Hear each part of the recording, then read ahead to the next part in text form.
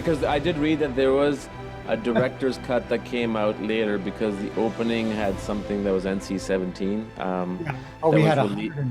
we had 170 cuts we had to make to get an R rating. That so I'll go down that road for just a second and we'll come back to Sure, R. please, please.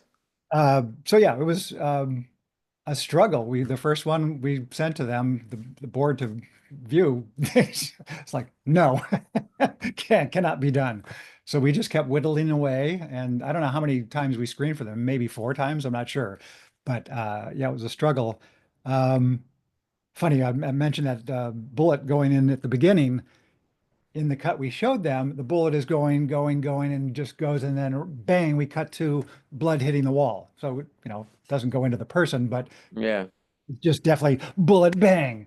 Well, to make it less impactful, we stopped the bullet because that the bullet had to stop before it hit the person. It was a big prop bullet about this big in front of the camera lens. So you're riding down and it stops. Wait a beat, then go to the blood hitting the wall.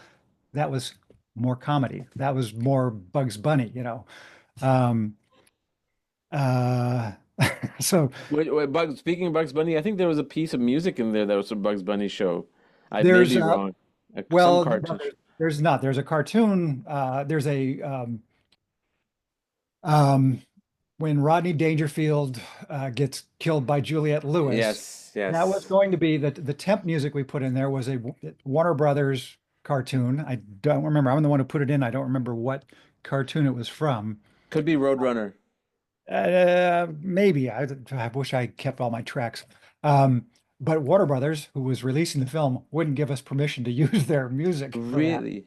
because that would really taint their cartoons. Yeah, it's true, true. Good point. Yeah. So we hired a composer who, since I've worked with several times, Richard Gibbs, who was in the keyboardist for Oingo Boingo, and he wrote this 3-minute uh, cartoon music. Trying to think of the composer at the time, who Carl Stalling, inspired by Carl Stalling, and so that's what's playing in there. It's our own Okay.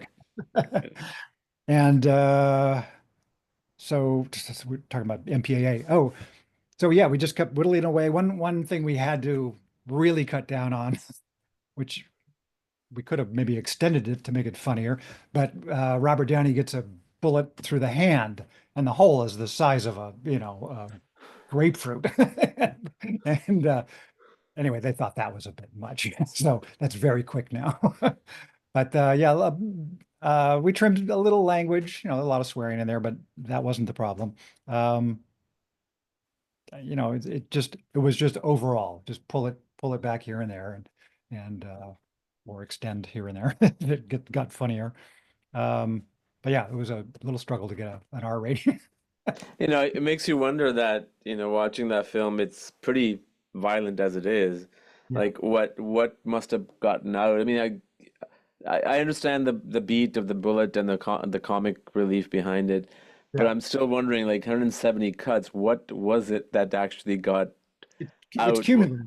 It's the same kind of stuff that's there, Yeah, but just less of it. I Uh, got it, got it. no particular, no particular, there's no, uh, yeah, no particular action that was so offensive. It was just, they just overwhelmed them, like the color timers machine almost broke them.